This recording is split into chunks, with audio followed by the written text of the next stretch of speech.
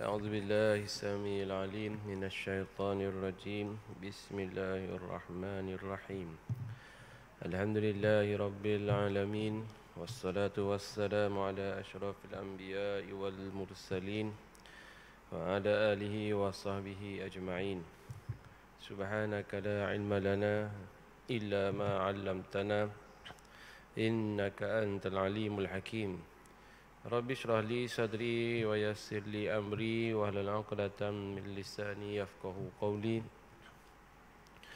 Nawayna ta'alluma wa ta'lim wa tadhakkura wa tadhkir wa naf'a wal intifa' wal ifadata wal istifadah wal hatha 'ala tamassuki bi kitabillahi wa sunnati rasulih wa du'a ila al huda wa dalalata 'ala al khair ibtigha'a wajhillahi wa mardatihi wa qurbihi wa thawabih. Allahumma aghnina bil ilmi wa zayyinna bil hilmi wa akrimna bit taqwa wa jammilna bil afiyah. Allahumma akhrijna min dhulumatil wahmi wa akrimna bi nuril fahmi waftah lana bi ma'rifatil ilmi wa hassin akhlaqana bil hilmi wa sahhil lana abwaaba fadlik وانشر علينا من خزائن رحمتك أما بعد. Assalamualaikum warahmatullahi wabarakatuh. Yang dihormati lagi dimuliakan Al-Fadil Tuan Imam, Al-Fadil Tuan Bilal, yang berusaha lagi dikasihi barisan ahli jawatan kuasa masjid, ahli lembaga pengurusan masjid, datuk-datuk, datin-datin, tuan-tuan, puan-puan, muslimin dan muslimat, mukminin dan mukminat, hadirin dan hadirat yang diberkati Allah sekalian.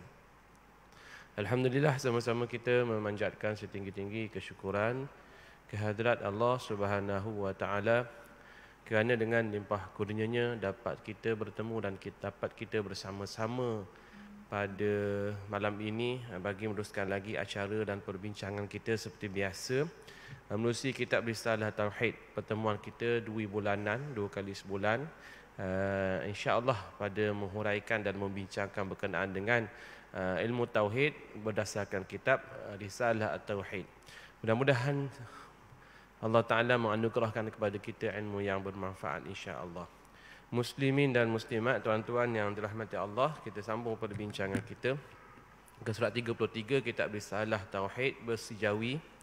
Qala al-mu'allif rahimahullahu ta'ala wa nafa'na bi ulumihi fid darain amin ya rabbal alamin.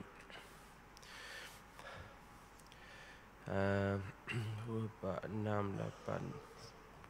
8. Bagi yang ke-10 daripada atas. Adapun jalan lupa dan lalai menafikan iradah itu ialah keduanya melazimkan ternafi ilmu yang membawa kepada lazim ternafi iradah. Kerana iradah menyehaja pada menentukan setengah yang harus atas mungkin. Atas mungkin maknanya atas makhluk lah. Dan menyehaja daripada yang jahil itu mustahil.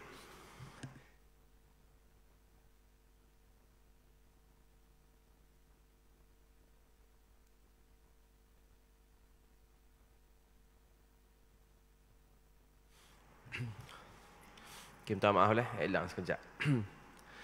Dan menyehaja daripada yang jahil itu mustahil. Dan jalan illah atau tabiat itu menafikan iradah. Kerana jika dikatakan adanya alam ini dengan illah atau tabiat, nescaya alam itu qadim, jua. Ketika itu adanya tiada dapat dikosakkan, yang demikian terbit tahsilul hasil. Baik, tuan-tuan mati Allah sekalian, kita bincang kenaan dengan perkara yang mustahil bagi Allah Ta'ala, iaitu lawan bagi sifat iradah. Iradah ni maknanya Tuhan ni maha berkehendak atas jalan takhsis, iaitu Tuhan menentukan setiap apa yang Tuhan nak adakan dan Tuhan nak tiadakan. Contoh alam ni ada kerana Tuhan nak jadikan dia. Tuhan tentukan jadi ya, maka jadi, tuan-tuan. Idza arada syai'an an yakula lahu kun fayakun. Jika Tuhan nak, maka Tuhan firman jadi, maka jadi. Tuhan nak. Bermakna mustahil lah alam ini jadi dengan sebab terpaksa. Ada yang memaksa Tuhan. Tuhan terpaksa buat. Mustahil. Ataupun alam ni jadi dengan lupa. salah buat, nak buat benda lain, jadi alang ni, dok sengaja, maka mustahil. Ataupun lalai, tersalah, ingat tambah buat benda-benda, ngigal jadi alang ni, mustahil begitu. Ataupun elah, jadi dengan elah maknanya dia adanya Tuhan jadi menjadi elah kepada adanya alam ini, mustahil. Elah ni maknanya sebab, jadi jadi automatik, maknanya alam ni jadi automatik. Adanya Tuhan, automatik adanya alam, tak mustahil. Alam ni ada dengan sebab Tuhan nak buat ada. Tak semestinya maknanya alam ini ada, Tuhan ni mesti nak ada, mesti nak adakan dia. Maknanya boleh je Tuhan nak meniadakan dia, Tuhan tambah alam ni ada, boleh, tak ada masalah, tak semestinya automatik. Okey, baik. Muslimin dan mati Allah sekalian.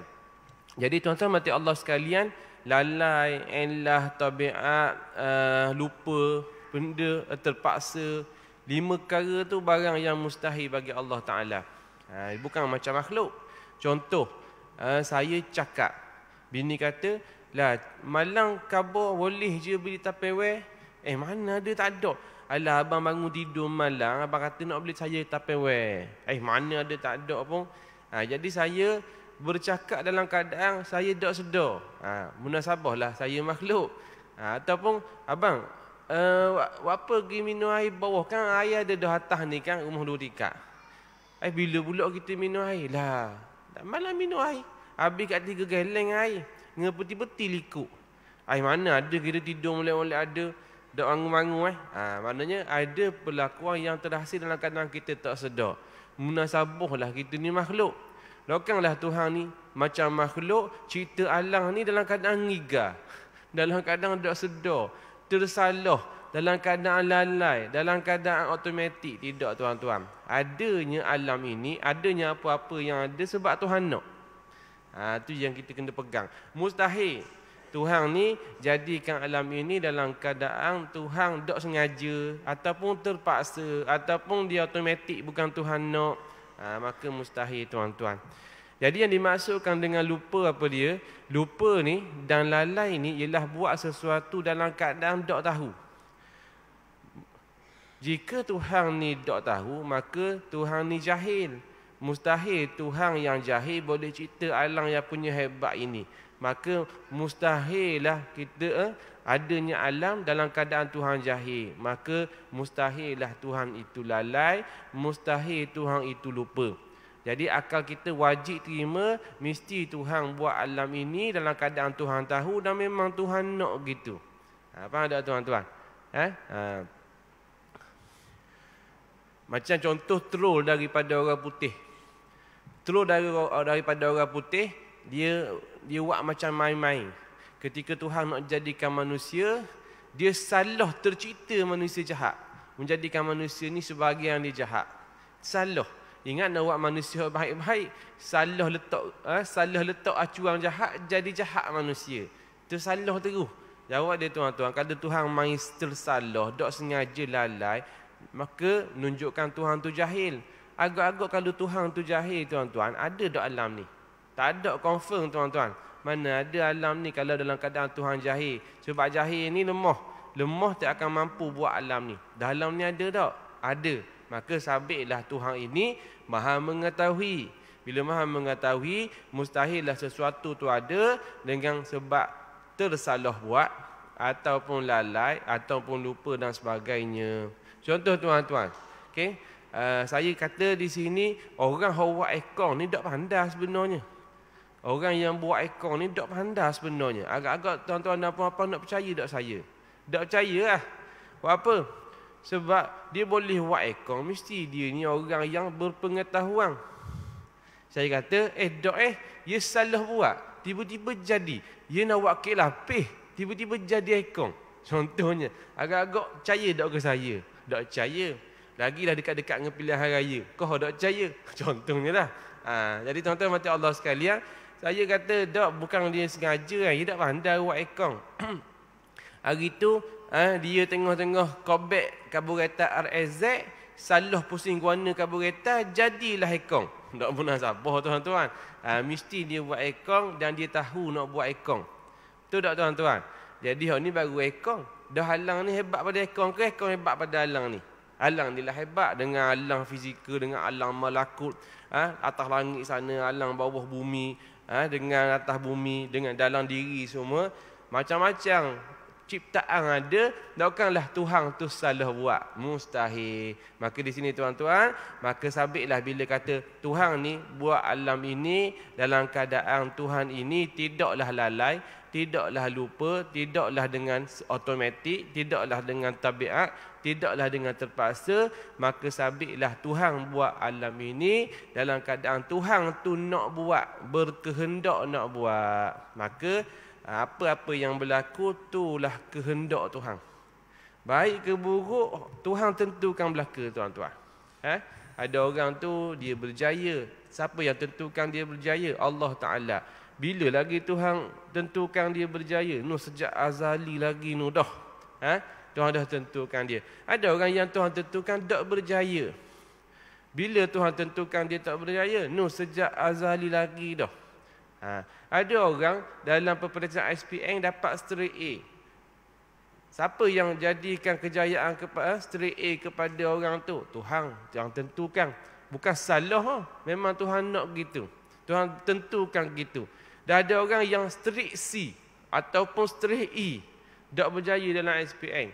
Siapa yang tentukan? Allah Ta'ala tentukan. Jadi setiap benda adalah ketentuan Allah Ta'ala.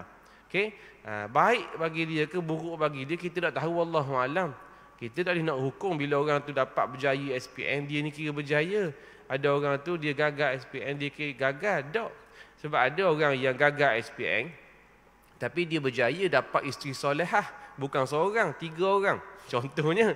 Kemudian pula dia nega, boleh beli kat 10 hotel kereta. Tanah 18 hektar. Padi saja 17 gelung. Oleh-oleh ada anak 64 orang. Contoh, tak masuk cucu lagi. Tak lepas SPM. Tapi, ada Tuhan tentukan gitu. Ada orang yang berjaya mungkin, dia pun kaya juga. Dia pun dapat kerja besar. Dapat jawatan besar. Jadi tuan-tuan mati Allah sekalian, mari mana ketentuan tu? Allah Ta'ala. Sebab mustahil barang tu jadi automatik. Mustahil barang tu dia jadi dalam keadaan Tuhan tersalah buat. Mustahil lah barang tu dan terjadi dalam keadaan tak sengaja ataupun terpaksa tuan-tuan.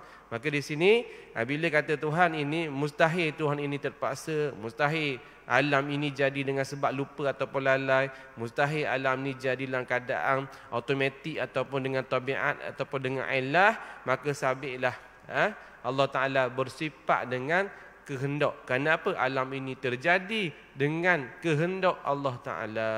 Apa-apa yang ada, apa-apa ciptaan, adanya dia dengan kehendak dan iradah daripada Allah Subhanahu Wa Taala. Baik buruk memang dia yang tentukan tuan-tuan. Kita hanya usaha dan ikhtiar sahaja. Kita tak boleh nak menentukan ke mana kita sebenarnya ataupun takdir kita. Ni yang kita sebut takdir-takdir ni. Benda dah takdir dah, ketentuan dah. Jadi tu ketentuan tu dengan masuk iradah. Tuhan dah tentukan gitu. Tuhan berkehendak benda tu berlaku. Tuhan nak benda tu terjadi tuan-tuan. Baik, muslimin rahmati Allah sekalian. Jadi jelas deh. Jadi jelas. Yang ke-9. Kita dah hurai banyak pada pertemuan kita sebelum ni, jadi kita pendekkanlah, ringkaskan di sini. Yang ke-9 daripada perkara yang mustahil bagi Allah Taala, jahlun. Artinya tiada mengetahui, jahil. Mustahil bagi Allah Ta'ala bersifat dengan jahil.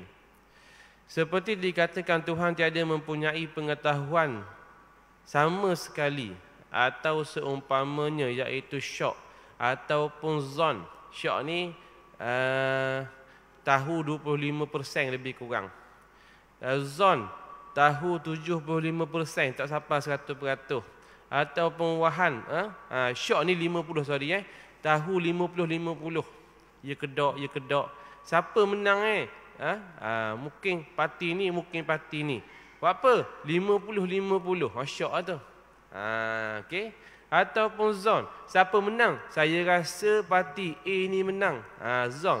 75%. Apa pula? Sebab kalau tengok kekuatan dia, tengok kepercayaan dia, tengok kemampuan dia, tengok akal umbi dia, 75% rasa dia boleh menang. Itu zon nama dia. Ataupun waham. Tak tahulah saya dia menang ke tak tahu, nampak macam berat. Contoh 25%. Okey. Yang ilmu betul-betul ilmu dia 100%. Maknanya siapa menang? Mari contoh 100% bila penamaan calon. Bila pilihan raya 19 hari bulan 11. Yakin ke? Yakin lah. Berapa persen? 100%. Tu yakin tuan-tuan. Tu panggil ilmu. Kalau zon, syak, waham, dia tak nama lagi ilmu. Ilmu ni mesti 100%. Baik tuan-tuan mati Allah sekalian. Maka Allah Ta'ala ni maha mengetahui, tidak belah berlaku pada Tuhan ni zon. Tuhan ni zon. Tak tahulah Tuhan ni tahu ke tak. Tak ada gitu istilah dia. Tuhan mesti tahu. Okey. Contoh soalan dia. Ada berapa butir atom yang melekat pada tiang ni? Contoh. Kan senang. Betul tak? Tuhan tahu tak? Jawab dia, Tuhan tahu bilangan dia. Ada berapa butir bintang yang ada di atas langit sana? Kita tahu tak? Tak tahu. Allah Ta'ala tahu. Jadi mustahil Tuhan tak tahu. Mustahil Tuhan tak tahu. Ataupun mustahil Tuhan zon. Mustahil Tuhan tu sangka mungkin 3 bilion kot, ataupun mungkin 4 bilion kot. Contoh, tidak akan berlaku gitu. Allah Ta'ala mesti maha mengetahui. Okey. Sebab apa tuan-tuan? Sebab kalaulah Tuhan ni jahil, macam mana Tuhan boleh cipta alam ni? Macam kita beri contoh remote account tadi lah. Boleh tak kata Tuhan jahil? Tuhan yang cipta alam ni jahil. Tuan-tuan, account ni saja pun kita kata orang dia ada pengetahuan. Dokang alam ni punya hebat dihasilkan, dibuat oleh Tuhan yang jahil, maka mustahil. Maka mustahil tuan-tuan, Tuhan jahil. Bila mustahil Tuhan jahil, dia akan gila orang dia. Sabitlah Tuhan ni maha mengetahui. Mudah je tuan-tuan. Akidah ni mudah tuan-tuan. Bila mustahil, akal tak boleh terima bahawa Tuhan ini bersifat dengan jahil, sabitlah Tuhan ini bersifat dengan mengetahui. Macam contoh tuan-tuan, kita beri contoh macam dahulu. Kita kata peng ni contoh, beri peng lah pula. Okey, peng ni bila saya kata tak ada yang menciptakan peng ni, dia jadi sendiri. Agak-agak tuan-tuan dan puan-puan percaya tak kata saya? Mustahil. Mustahil. Mesti ada yang buat. Maknanya saya tak khabar pun ada yang buat. Saya cuma kata peng ni dia jadi sendiri. Tuan-tuan tak percaya dengan kata saya, tuan-tuan percaya dengan sebaliknya. Iaitu apa sebalik daripada jadi sendiri? Iaitu ada yang buat. Maka tuan-tuan, maka di sini saya menafikan pembuat bagi peng ni. Bila tuan-tuan tak percaya kepada saya bahawa peng ni tidak ada yang buat, maka tuan-tuan akan percaya yang sebaliknya. Apa maksud? Iaitu tuan-tuan akan percaya bahawa akan ada ataupun memang ada pembuat. Faham tak? Contohnya alam ini. Kalau ada orang kata tak ada Tuhan yang menjadikan alam ni jadi sendiri. Tuan-tuan percaya ke tak? Mustahil. Peng ni saja pun hak kecil ni pun mesti ada yang buat. Takkanlah alam ni yang punya hebat ini tidak ada pembuat? Mustahil. Bila menafikan bahawa Tuhan ini pencipta alam ni tak ada, maka kita percaya dan sabit bahawa pencipta alam ni ada. Dia panggil dia antara dua tuan-tuan. Hidup mati, bergerak diam. Contoh, okey. Sama ada orang tu dia bergerak ataupun dia diam. Contoh peng ni, dia gerak ke dia diam? Bila kita kata dia diam, maka dia tidak bergerak. Bila kata dia bergerak, maka dia tidak diam. Maka tuan-tuan mati Allah sekalian, begitulah kalau kita kata mustahil Allah Ta'ala bersifat dengan jahil, tak boleh terima. Alam ni punya hebat diciptakan oleh Tuhan yang jahil. Mustahil. Ekong saja pun mesti orang tu pandai. Pandai pada kita lagi nak buat ekong. Mestilah dia tu ada pengetahuan. Dah halang ni punya hebat, takkanlah Tuhan yang buat tu jahil? Mustahil. Bila kata Tuhan mustahil, Tuhan itu jahil, maka sabitlah Tuhan itu maha mengetahui. Faham tak tuan-tuan? Tu kaedah dia. Tu sifat wajib dengan sifat mustahil. Sifat wajib, contoh Allah Ta'ala bersifat dengan wujud. Mustahil Tuhan bersifat dengan tidak wujud. Faham tak tuan-tuan? Tu kaedah dia lah. Maka tu kepentingan belajar yang wajib dan belajar lawang dia yang mustahil. Jelas dah. Dan jahil ni pula kita akui memang mustahil sebab apa? Sebab jahil ni ialah sifat kurang. Jahil ni sifat kurang, sifat kekurangan. Andai kata Tuhan ni mempunyai sifat kekurangan, dah layak jadi Tuhan. Tu tak? Andai kata Tuhan ni bersifat dengan kekurangan, dah layak jadi Tuhan. Contoh tuan-tuan, kita mesyuarat dengan pengarah. Bila kita mesyuarat dengan pengarah, kita ni orang bawah je. Ataupun kita ni orang luar. Dia pengarah tu satu agensi. Kita tanya, tuan boleh saya tanya, berapa orang staf yang ada kat sini? Contoh. Pengarah jawab dia, dok tahulah saya. Dok tahulah saya. Jahil tak? Jahil tak? Dalam hati kita kata apa? Allah, dok layak jadi pengarah gini. Faham tak tuan-tuan? Sebab apa? Sebab tu satu sifat yang tak sesuai bagi pengarah. Sebab dia yang kontrol satu jabatan yang besar, tiba-tiba jumlah staf basic sekali pun. Basic sekali pun, tak tahulah saya, tak pasti. Berapa tak tahu? Tanya pula, dah kali ke office benar agensi ni kat mana? Tak pasti saya, tak tahu juga. Mana dalam hati kata, Allah, tak layak langsung jadi pengarah. Maknanya, walaupun dia pengarah, dalam hati kita, dia bukan pengarah. Sebab apa? Pengarah, mesti dia tahu selok-belok, mesti dia tahu barang asas dalam agensi tersebut. Contohnya lah. Jadi tuan-tuan berkata Allah sekalian, kita ada nampak menyaksikan alam yang maha hebat ini. Andai kata, Tuhan yang cipta alam ini, Tuhan yang cipta alam ni bersifat dengan jahil. Agak-agak layak jadi Tuhan. Tak layak. Maka mustahil Tuhan itu bersifat dengan jahil. Maka dah Tuhan yang cipta alam ni mestilah dia bersifat dengan kesempurnaan. Apa sifat kesempurnaan? Mesti Tuhan tu maha mengetahui. Betul tak? Dia boleh cipta alam ni, mesti dia tahulah. Kalau Tuhan tu jahil, manakah ada alam ini? Dan tak nama Tuhan lah kalau dia jahil. Contoh tuan-tuan, kalau anda katalah Ayah Peng masih hidup, ketika itu dia mengaku Tuhan. Contoh kita letak, dia mengaku Tuhan. Dia mengaku Tuhan. Contohnya, contoh kita letak. Kalau nak tahu dia Tuhan ke tak, dia tanya dia. Dia tanya dia, bintang atas tu ada berapa utir? Dia sebab dia kerajaan langit kan. Ada berapa utir bintang yang ada atas langit? Dia boleh jawab tak agak-agak? Kalau dia tak tahu, maka tak layak dia jadi Tuhan. Wam dia akak dia jadi Tuhan. Sebab Tuhan mesti tahu. Tuhan mestilah yang cipta alam ini, mestilah dia tahu segala serbi pasal alam ni. Dan mustahil dia ada sifat kekurangan. Mustahil Tuhan tu jahil. Kalau Tuhan tu jahil, dia bukan Tuhan. Kalau Tuhan tu jahil, mesti dia bukan Tuhan. Maka Ayah Peng dia bukan Tuhan. Sebab dia jahil. Faham tak tuan-tuan? Contohnya gitulah kita nak beri analoginya. Sebab kita, akal kita, dia akan proses, dia akan menerima bila Tuhan yang ciptakan alam ini, nama Tuhan tu mesti sifat kesempurnaan. Dan mesti tahu segala perkara tuan-tuan. Sebab alam ni punya hebat ciptaan, mesti dicipta oleh Tuhan yang maha mengetahui. Baik, jelas tuan-tuan tu sifat mustahil yang ke-9. Yang ke-10 kata pengarang, maut. Mustahil, sifat mustahil yang ke-9, ke-10 Ni sifat mustahil dah tuan-tuan ni, bukan sifat wajib lagi ni. Kita dah ulang dah sifat wajib, kita ulang sifat mustahil. Sebab fahamlah bila kata sifat mustahil, lawang dia sifat wajib Maut, artinya mati. Seperti dikatakan Tuhan hidup dengan bernyawa atau bersusun daripada anasir yang 4. Unsur, anasir ni unsur-unsur yang 4.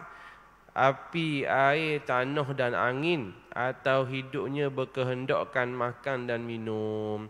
Tuan-tuan berkata Allah sekalian, Tuhan ini maha hidup. Kalau Tuhan ini mati, mana ada alang ni? Tak ada lah alang ni. Tuhan ni hidup tak? Tuhan ni hidup, yang alang ni hidup. Kita hidup tak? Kita hidup. Mesti Tuhan yang menjadikan kita, yang menciptakan alam ni hidup. Akal kita tak boleh terima bahawa Tuhan tu mati. Akal kita tak boleh terima bahawa Tuhan tu mati, tuan-tuan yang rahmati Allah sekalian. Contoh dalam kapal terbang. Dalam kapal terbang ada penumpang biasa. Okey? Kapten dia ataupun pilot dia ni meninggal. Okey, meninggal. Dua-dua ada meninggal. Sebab apa? Sebab salah makan ataupun mungkin kena penyakit jantung.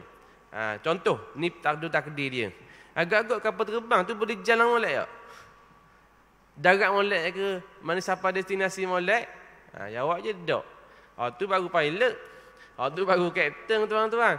Tak ada dia, hancur kapal terbang. Mati belakang dalam. Dan kita sekarang ni berada dalam alam ini sekarang ni, kehidupan sekarang ni, harmoni tak sekarang ni? Hidup molek tak? Hidup molek. Takkan Tuhan yang menjadikan alam ni mati? Faham tuan-tuan? Mustahil. Adanya alam ni, Tuhan mati tak munasabah. Jadi Tuhan ini hidup. Alam ni ada, Tuhan ini hidup. Dan dengan hidup ni lah Tuhan mempunyai sifat kudrah. Tuhan mempunyai sifat iradah. Tuhan tentukan segala-galanya. Tuhan cipta segala-galanya. Tuhan maha mengetahui. Andai kata Tuhan tu mati, mana ada sifat kudrah? Kalau tak ada sifat kudrah, mana ada alam ni? Okay? Tuhan maha kuasa kan? Dengan sifat kudrah, Tuhan cipta alam ni, tuan-tuan. Dan kalau Tuhan mati, ada sifat kudrah? Tak ada lah. Tak ada sifat kudrah, mana ada alam ni? Dah alam ni ada tak? Alam ni ada. Maka Tuhan ini bersifat dengan sifat kudrah. Dan bila Tuhan bersifat dengan kudrah, nescaya akal kita akan menerima bahawa Tuhan ini mesti dia bersifat dengan hidup. Faham tak tuan-tuan? Faham dah? Jadi muslimin dan muslimat, tuan-tuan yang dirahmati Allah sekalian, mustahil Tuhan ini maut ataupun Tuhan ini mati. Akal kita wajib menerima Tuhan ini maha hidup. Huwa yuhyi wa yumit. Allah Ta'ala maha menghidupkan dan mematikan. Huwal hayyu la yamut. Wal hayyun la yamut. Dialah yang maha hidup dan tidak mati. Allahu la ilaha illa huwal hayyul qayyum. Allah ini tidak ada Tuhan melainkannya Al-Hayyu yang maha hidup dan maha mentadbir. Mesti Tuhan ini bersifat dengan hidup, barulah akal kita boleh terima adanya alam ini. Alam ni ada, takkanlah Tuhan ni mati. Benar sabah. Jangan ikut sangat cerita-cerita orang putih. Tuhan ni balas sama dia, hak ni mati, hak ni hidup. Kadang-kadang dia balas sama dia, mati seorang. Contohnya, kadang-kadang mati sama-sama sendiri hingga hilang Tuhan. Ada logik tuan-tuan. Tak ada Tuhan mana ada alang ni. Cara berterbang tak ada. Setara kapal terbang pun terhempah tak ada. Tak ada ketua, tak ada pilot. Ni kan Tuhan tuan-tuan. Kalau Tuhan tu mati, takkanlah ada lagi alang ni jalan molek tuan-tuan. Itu yang ke-10. Yang ke-11 tuan-tuan, perkara yang mustahil. Sebelum tu tuan-tuan, Tuhan Allah Ta'ala ni hidupkan macam kita bernyawa. Jangan salah faham. Kita hidup ada roh. Dan Tuhan ada roh juga. Tak, roh tu makhluk. Dan Tuhan hidup ke mana? Wallahu alam, tapi Tuhan tu hidup. Hidup cara mana? Wallahu alam, itulah sifat ma'ani. Secara makna saja Tuhan tu hidup. Bukan dengan nyawa, bukan dengan roh, bukan dengan unsur-unsur yang ada, tidak. Jangan kita samakan dengan makhluk. Contoh tuan-tuan, kita kata Tok Bilal. Tok Bilal tadi masa bang tu dia hidup ke dia meninggal? Dia hidup tak? Okey, apa dimaksudkan dengan hidup dia? Maknanya adanya nyawa dalam badan dia, betul tak? Ada nyawa dan dalam badan dia ada roh. Betul tak? Darah dia jalan molek. Tu hidup makhluk. Maknanya kalau mati seseorang tu, roh keluar. Hilang nyawa dia. Maka bila kata Allah Ta'ala ni bersifat dengan maha hidup, jangan kita bayang Tuhan tu ada roh, Tuhan tu ada nyawa, ada unsur api, air, udara dan tanah. Ada unsur-unsur elemen-elemen kehidupan dan sebagainya. Tidak. Dan tu Tuhan hidup kan? Jawabnya secara makna sahaja. Tuhan tu hidup. Hidup kan? Wallahu alam. Tak payah bahas lah. Sebab hakikat ketuhanan ni kita tak akan tahu. Kajilah guna-guna pun tak tahu. Cuma kita percaya Tuhan tu maha hidup. Betul tak tuan-tuan? Sampai ulama kata di akhirat lagi, andai katalah insya-Allah sama-sama kita semua dapat melihat Allah Taala di akhirat, ahli syurga saja, orang beriman saja yang mendapat rezeki melihat Allah Taala di akhirat insya-Allah. Allahumma amin. Walaupun melihat akan Allah Taala, pertama melihat macam mana wallahu alam, tak tahu, tapi bukan dengan apa-apa yang berkaitan dengan makhluk, bukan dengan pandangan kasar, bukan dengan berarah, bukan dengan berhadap, bukan dengan bertempat, bukan dengan fizikal. Tidak tuan-tuan. Cara macam mana wallahu alam, kita percaya sebab Al-Quran dan hadis kan begitu. Okey. Anda kata melihat Allah Taala tuan-tuan, tetap tidak tahu hakikat zat Tuhan. Ya, jadi tak payah nak kajilah. Tuhan ni hidup guna, jawab dia wallahu alam, tak macam makhluk. Okey, kita ni adalah makhluk, jadi Tuhan tak sama dengan makhluk. Tu kaedah asas dalam tauhid. Ingat tuan-tuan, kaedah asas dalam tauhid ni mudah, ya dua je. Pertama, Tuhan mempunyai segala sifat kesempurnaan. Tuhan sempurna belaka. Pertama. Yang keduanya, Tuhan tak sama dengan makhluk, tak sama dengan sesuatu. Jadi tuan-tuan mati Allah sekalian, ada Tuhan Maha Hidup, ada nyawa ke, ada roh ke, ada jasad ke? Jawab dia tidak tuan-tuan, tu makhluk. Tuhan mesti lain daripada makhluk. Sebab dia khaliq, laisa kamitslihi syai'un. Tuhan ni tak sama langsung dengan sesuatu. Walam yakul lahu kufuwan ahad. Tuhan ni tidak ada kufu, tidak ada yang sama dengan dia, sesuatu pun. Muslimin dan muslimat, tuan-tuan mati Allah sekalian. Okey, jelas itu tuan-tuan Jangan kita bayang Tuhan tu hidup macam kita hidup, tidak tuan-tuan. Kita hidup dengan roh, kita hidup dengan nyawa, kita hidup mesti ada jasad tuan-tuan. Tuhan tidak begitu. Kata pengarang lagi yang ke-11, somamun somam, artinya tuli. Seperti dikata Tuhan mendengar dengan alat lubang telinga, atau ia mendengar pada yang hampir tetapi tiada mendengar pada yang jauh, atau ia pada yang bersuara sahaja. Tuan-tuan yang dirahmati Allah sekalian, mustahil Tuhan ini bersifat dengan tuli, pekak. Kalau ikut ukur akal dia, andai kata Tuhan tu pekak, maka kurang bagi Tuhan. Kalau Tuhan tu pekak, kurang bagi Tuhan. Bila kurang, mustahil lah Tuhan ni ada sifat kekurangan. Sedangkan Tuhan yang cipta alam ni, mestilah dia ni lebih belaka. Dia maha kuasa, dia mempunyai sifat-sifat kesempurnaan. Takkanlah nak kata Tuhan yang cipta alam ni tiba-tiba Tuhan pekak. Tak munasabah. Dia mampu cipta alam ni. Takkan sekadar nak mendengar pun Tuhan tak mampu. Mustahil. Tuhan ini mesti maha mendengar. Faham tak? Ini dalil akli. Cuma dalil akli, dalil akal di sini dia bersifat lemah. Dalil yang paling kuat untuk sifat sama basar kalam ini ialah dalil Al-Quran dan As-Sunnah. Apa kita kata Allah Ta'ala bersifat dengan maha mendengar? Sebab Allah Ta'ala akan begitu dalam Al-Quran. Waktu paling utama sekali dalil dia. Huwas sami'ul basir. Tuhan maha melihat, Tuhan maha mendengar, Tuhan maha melihat. Itu dalil kuat sekali. Itu dalil akal dia apa dia? Macam kita sebut tadi lah. Tapi antara dua dalil ni, dalil akal dia bersifat lemah sini. Sebab apa? Sebab kita tak boleh samakan makhluk dengan khaliq.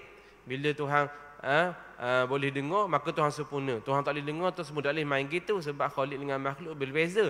Jadi di sini ulama kata dalil akli di sini dia lemah berbanding dengan dalil nakli, ayat Quran dan hadis. Jadi, kalau kita pegang utama, apa kita kata Tuhan ni maha mendengar? Sebab Al-Quran kan begitu. Kan nak nafi pula. Tuhan kan begitu. Tu satu dalil. Dalil akli dia ialah kalau Tuhan ni tak mendengar, maka Tuhan ni pekak. Mustahil lah, pekak kan kurang. Kan Tuhan tak dengar. Tuhan ciptakan suara, tiba-tiba Tuhan tak dengar. Mustahil. Tuhan ciptakan segala-galanya, telinga, Tuhan cipta bunyi, Tuhan cipta gelombang, tiba-tiba Tuhan tak dengar. Mustahil. Dia cipta belaka tuan-tuan. Mestilah dia maha mendengar. Itu dalil akli tuan-tuan. Namun di sini muslimin yang rahmati Allah sekalian, mendengarnya Tuhan tidak dengan bunyi. Kita dengar sebab ada gelombang bunyi. Sebab tu bila kita tutup telinga, kita tak dengar. Sebab gelombang tu tak masuk ke telinga. Betul tak? Jadi kita mendengar dengan alat lah, iaitu mesti ada bunyi. Kemudian pula tak boleh dengar benda yang jauh, dengar hak dekat-dekat, hak gelombang tu sampai. Kalau contoh kawan tu ada kat KL, kita duduk sini, dengar tak agak-agak? Tak dengar sebab gelombang tu yang menyampaikan bunyi sehingga kita dengar. Okey. Kemudian pula kita dengar menggunakan alat iaitu lubang telinga. Tak ada lubang telinga, orang tak ada telinga, tak ada lubang ataupun lubang telinga dia sumbat, mana boleh dengar. Jadi mendengar kita ada alat, ada perantaraan, ada gelombang, ada jarak yang dekat dan sebagainya, barulah kita boleh dengar. Dah Tuhan macam mana? Adakah perlu kepada dengar? Ada perlu kepada gelombang? Perlu kepada jarak dekat? Perlu kepada alat mendengar macam lubang telinga? Jawab dia tidak. Dah Tuhan mendengar tu? Jawab dia bukan dengan alat. Dah dengan cara macam mana? Jawab dia Tuhan mendengar secara makna je. Sebab itulah sifat ma'ani. Tu nama sifat ma'ani. Maknanya Tuhan mendengar secara maknanya Tuhan dengar, bukan dengan alat. Dah kita dengar sebab kita ada telinga, kita ada alat mendengar. Tak ada alat mendengar, telinga lah contohnya, maka tak boleh dengar kita. Tak ada gelombang, tak boleh dengar kita. Allah Ta'ala boleh dengar tak? Allah Ta'ala boleh dengar. Sebab bukan dengan alat, tapi secara makna saja. Sebab tu tuan-tuan, kita percaya bahawa apa yang kita cakap dalam hati, Tuhan dengar tak? Tuhan dengar. Kalau ikut dari segi orang yang nak fikir sangat, fikir ngaruk lah, Tuhan dengar ke mana? Hati bukan menghasilkan gelombang. Kan orang cakap dalam hati kan? Hati mana boleh dengar sebab dia bukan gelombang. Dia bukan suatu benda yang boleh mengeluarkan bunyi. Dia bukan suatu benda yang boleh bercakap. Tapi kita kata contoh, Datuk Imam makan tu gaduh sangat tu baca doa lagi. Imam baca dah. Bila pula baca? Baca dalam hati. Contoh. Tok Imam tak kalah kan? Tok Imam tak kalah. Padahal memang tak nak baca pun. Tapi bila kata dalam hati tu orang tak bertikar sebab orang tak tahu hati dia baca kedok. Tu dia guna modal hati tu. Tuhan dengar tak kalau anda kata dia baca dalam hati. Contohnya, dia niatkan dalam hati. Tuhan dengar. Kalau orang nak fikir secara logik dia, contoh nak pakai logik, macam mana boleh dengar? Sedangkan hati ni bukan gelombang bunyi. Bukan dia boleh berkata-kata, bukan boleh mengeluarkan suara. Dia hanya satu lintasan gini-gini contoh-contoh gitulah, lebih kurang. Nak kaji pasal sains. Jawab dia, apa dolehnya? Sebab Tuhan bukan mendengar menggunakan alat apa-apa. Tuhan mendengar. Dengar macam mana? Secara makna saja Tuhan mendengar, bukan dengan alat, bukan dengan gelombang, bukan dengan apa-apa wasilah, tapi Tuhan tu Maha mendengar. Itu je lah. Dah apa kita kena percaya? Dah Tuhan akan buat begitu. Tuhan akan buat begitu dan tak logik bahawa Tuhan tu tak dengar. Mustahil Tuhan tu pekak. Mustahil Tuhan tu pekak. Kita kena terima. Akal kita wajib terima Tuhan tu Maha mendengar. Tidak pekak Tuhan tu. Cara macam mana? Wallahu alam. Tapi itulah keimanan kita tuan-tuan. Mustahil Tuhan itu pekak. Boleh tak tuan-tuan? Jelas dah. Dia simple je berkenaan dengan sifat mustahil ni. Sebab apa? Sebab kita dah belajar dan terangkan dah jelas dah sifat wajib bagi Tuhan. Dalil sama lebih kurang. Kita belajar sifat wajib bagi Tuhan, lawang dia mustahil kita belajar sekarang ni. Dalil dia dalil yang sama je. Dalil dia dalil yang sama, jadi tu yang jadi ringkas sikit tu. Habis lagi masa ni. 7.59. Laju sikit jam ni. Jam ni kat pukul 8.05 minit dah. Patut penceramah Masjid Putih awal habis. Kena kacak demo rupanya. Contoh gurau jangan marah dah. Kejut kat kita ni. 8.05 minit sini. Rupanya lah baru 7.59. Relax lah, tak apa dah. Kita ingat lewat dah tadi. Tak boleh lewat sangat tuan-tuan. Siang orang mungkin ada urusan lain. Tuan-tuan mati Allah sekalian. Yang kedua-belah. Sifat mustahil bagi Tuhan yang kedua-belah. Ama. Okay? Artinya buta.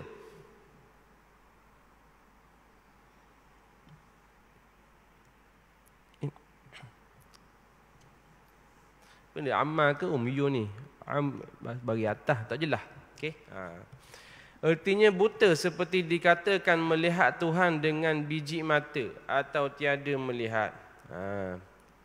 Ketika gelap atau tertentu melihat pada yang hampir jua. Tuan-tuan mati Allah sekalian, sifat mustahil bagi Tuhan yang kedua belah ialah buta. Okey. Maknanya benda tuan-tuan dan Allah sekalian, mustahil bagi Allah Taala ni buta nak nampak, tidak melihat. Okey.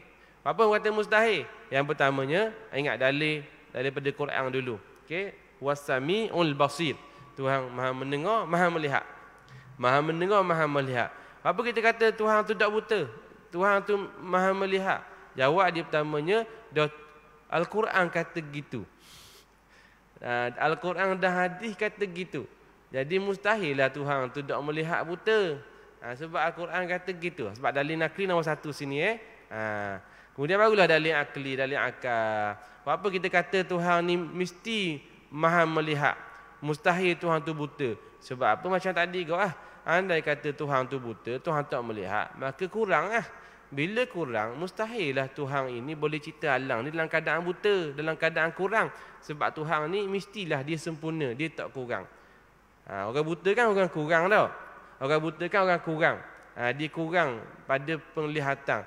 Jadi kalau Tuhan tu buta, kurang lah Tuhan. Bila kurang, tak logik Tuhan tu kurang, mesti dia lebih. Sebab dia boleh cipta alam ni, yang mana yang lain tak boleh cipta, mesti dia lebih.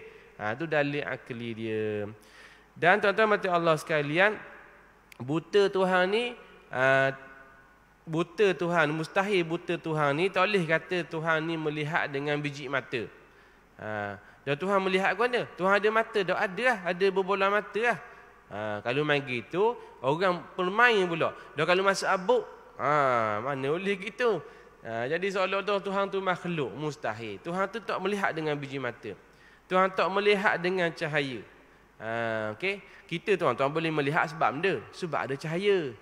Sebab tu tutup lampu tak boleh lihat walaupun mata terang. Mata rabung kosong. Contoh, tak ada rabung.